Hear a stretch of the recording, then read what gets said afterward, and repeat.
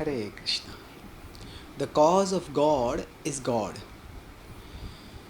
Sometimes people ask, if God created everything, who created God? Now, this question stems from a fundamental misunderstanding of who God is. That they think that God is just another thing which exists, or another person that exists, and then they ask if we can look at the origin of all those everyone else, and why can't we look at the origin of God also? But such a conception, such a question arises from a misunderstanding of what God means and who God is. God, in every field of knowledge, we begin with certain definitions, and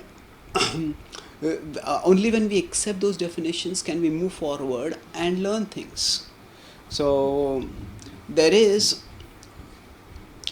basically, for example, the understanding in mathematics that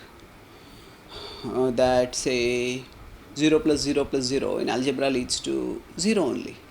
But a point has 0 dimensions, a line has 1 dimension, and line is a set of points. So we have a set of 0 plus 0 plus 0. If you look in algebra, that seems to lead to 1. Now that's not true, but that's how it works out. So somebody says, you cannot translate algebra into geometry like that. They're two different subjects with their own definitions. Exactly. So similarly, we cannot translate our experience of material objects and their causal connections onto God. God is the supreme cause of all causes. That is the definition of God.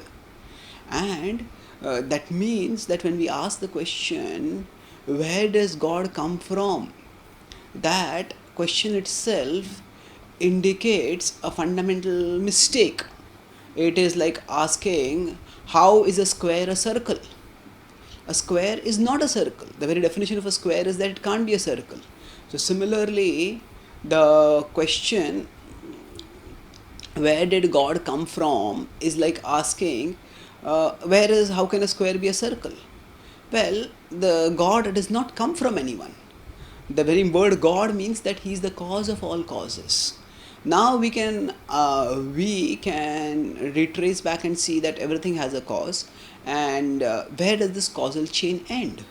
That causal chain ends in God.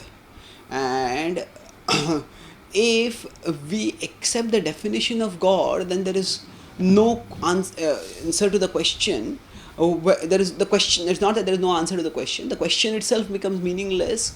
Where did God come from? Who created God? Or what is the cause of God? Because that is the definition. So within the system of thought where God exists, God is the cause of all causes. In the Bhagavad Gita, Krishna declares to Arjuna, Ham sarvasya prabhavo. In 10.8 he says, I am the source of everything. And Arjuna, when he sees Krishna's Vishwarupa, he reiterates that in 11.18, and he says, Tamaksharam paramam veditavyam tamasya vishwasya param nidhanam tamavyaya shashvata dharma gopta sanatanastvam purusho mato me. He says, Tamaksharam paramam veditavyam. That you are the supreme knowable being. Tamasya vishwas, you are the source of everything in the existence. Thomas, Param, you are the ultimate shelter of this whole cosmic manifestation. Tamavya shashvata dharma gopta. You are imperishable, you are eternal, you are the protector of dharma. And sanatanastvam, you are eternal. Eternal means you have no beginning, you have no cause. Purusho mato me, you are the supreme eternal person. So, by understanding that God, by definition, is the cause of all causes, we understand that God has no cause. And if someone wants to look for a cause of God, then we have to understand the cause of God. God is cause. There is no cause beyond Him. He is the causeless or uncaused cause of all causes. Thank you. Hare Krishna.